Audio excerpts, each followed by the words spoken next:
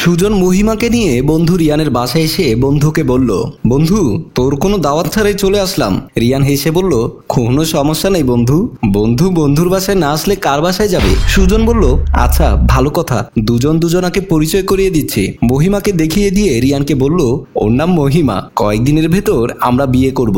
তারপর মহিমাকে বলল, রিয়ান আমার বন্ধু, আমরা যেখানে বসে আছি এই বিল্ডিংটা আমার বন্ধুর পছন্দের। এই বিল্ডিংটা ছাড়া গুলশানে 5টা, চট্টগ্রামে 2টা, এছাড়া আরো বড় বড় ব্যবসা আছে।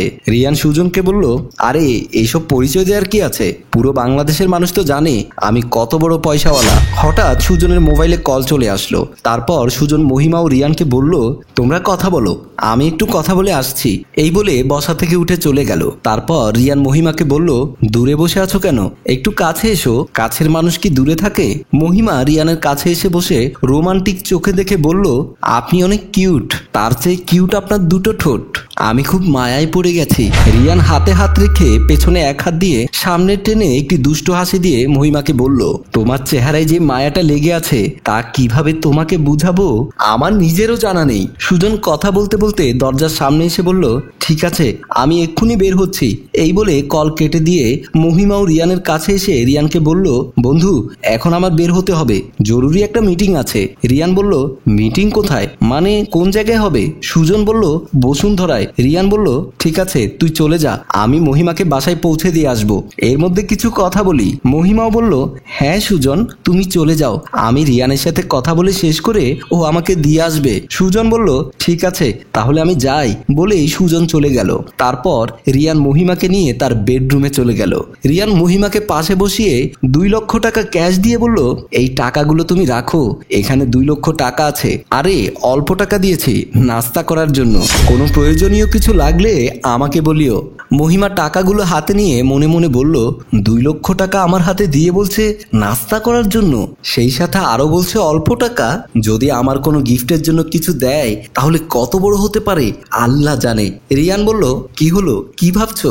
মহিমা বলল, না মানে কিছু না, আপনার কথাই ভাবছি, আপনার মন যে কত বড়। রিয়ান মহিমার হাতটা ধরে আঙুলগুলো মটকাতে মটকাতে বলল, আচ্ছা তুমি সুজনের কি দেখে প্রেমে পড়েছো, সুজনের এমন কি আছে তার প্রেমে পড়তে হবে এবং বিয়ে করা লাগবে। মহিমা বলল, আমি আজকে বাসায় গিয়ে সুজনকে ডাইরেক্টলি বলে দেব ওকে আমি বিয়ে করতে পারবো না, কারণ ওর কোনো যোগ্যতা নেই আমাকে বিয়ে করার। রিয়ান বলল, তুমি একেবারেই ঠিক বলেছো, এখন আসলে ওর কোনো যোগ্যতাই নেই তোমাকে বিয়ে করার, তুমি একটা সুন্দর স্মার্ট মেয়ে, ওর মতো খ্যাতের সাথে বিয়ে বসার কি দরকার। মহিমা রিয়ানকে বলল, আমার ভুল হয়েছে, আচ্ছা এসব কথা এখন বাদ দেন, আমি একটা কথা বললে আপনি রাখবেন। রিয়ান বলল, অবশ্যই রাখবো, কেন রাখবো না, তোমাকে এখন আমার খুব পছন্দ হয়েছে। মহিমা বলল, আমি আপনাকে একবার জড়িয়ে ধরবো, জড়িয়ে ধরে আপনার বুকে মাথা রেখে অনুভব করব সারা জীবন আমরা যেন এইভাবেই থাকি, আমি বিয়ে করতে চাই আপনাকে। রিয়ান বলল, কোনো সমস্যা নেই, আমি রাজি আছি। মহিমা বলল, ঠিক আছে আগে আমাকে সুজনের বাসায় ড্র করে দিয়ে আসেন, সুজনের সাথে ফাইনাল কথা বলে ফেলি। রিয়ান বলল, ঠিক আছে চলেন, বলেই দুজনে বের হলো। রিয়ান মহিমাকে মার্কেট থেকে 5টা শাড়ি 10টা 3 পিস কিনে মহিমার হাতে দিয়ে বলল, এই সামান্যটুকু তোমাকে দিলাম, এগুলো গ্রহণ করিও, আর হ্যাঁ কেনার সময় তোমাকে বলিনি।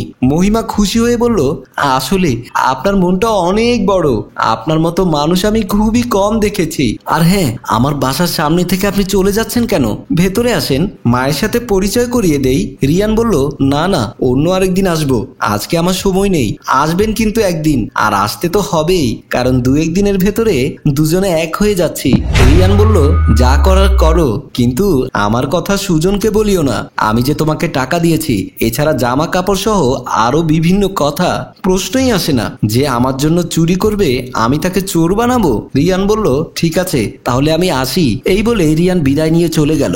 মহিমা খুশি হয়ে প্যাকেটগুলো নিয়ে ভেতরে চলে গেল। সুজন রাতে ফ্রি হয়ে মহিমাকে কল দিল, কিন্তু মহিমার মোবাইল ওয়েটিং।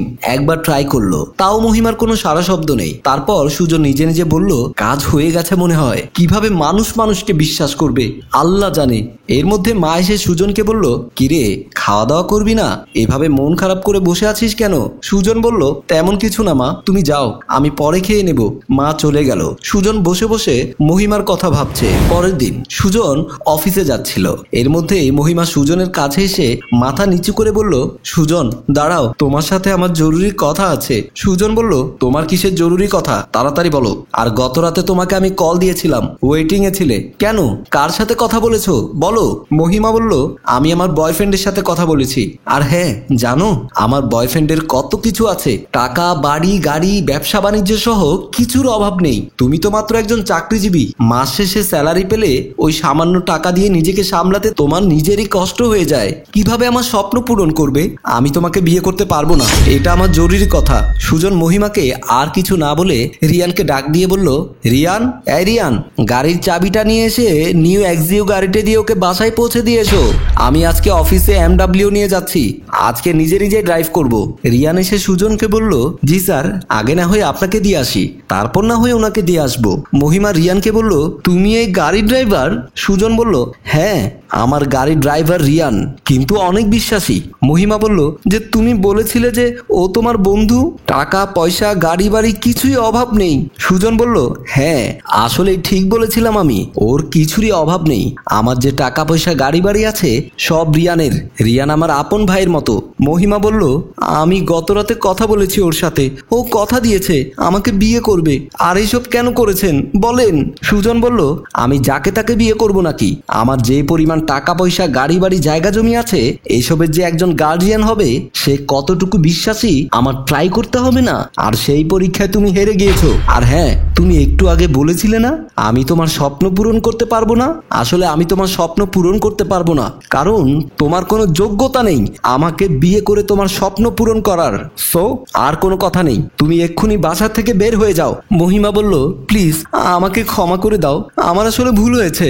সুজন বলল, তোমার কোনো ক্ষমা নেই। রিয়ান, আমি অফিসে গেলাম, তুমি এই মেয়েটাকে ওর বাসায় দিয়ে এসো। আমি অফিস থেকে আসার পর যেন আর কিছু না শুনি। সুজন চলে গেল। রিয়ান বলল, চলেন আপনাকে বাসায় দিয়ে আসি। মহিমা বলল, অতি লোভে তাঁতি নষ্ট, লোভে পাপ, পাপে মৃত্যু, আজকে প্রমাণ হলো। সম্মানিত ভিউয়ার্স, গল্পটি ভালো লাগলে শেয়ার এবং লাইক কমেন্ট করে জানাবেন। রচনায় আবু সাইদ রিয়ান, পরিচালনায় রেজাউল কবির চৌধুরী, প্রযোজনায় মঞ্জুর মোর্শেদ।